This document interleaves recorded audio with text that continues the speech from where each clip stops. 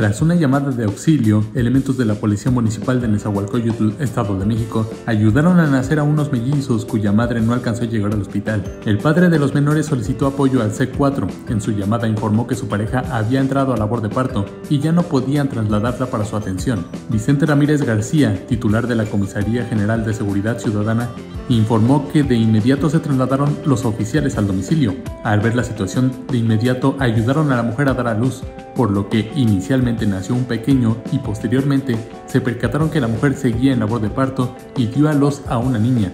Al domicilio acudió la unidad de rescate y urgencias médicas, quienes trasladaron a la madre y sus dos bebés al Hospital General Gustavo Vaz para revisar su estado de salud y descartar alguna situación de riesgo. En otra ocasión, policías municipales del sector Lago ayudaron a una mujer embarazada que presentó complicaciones de salud, por lo que la trasladaron al hospital.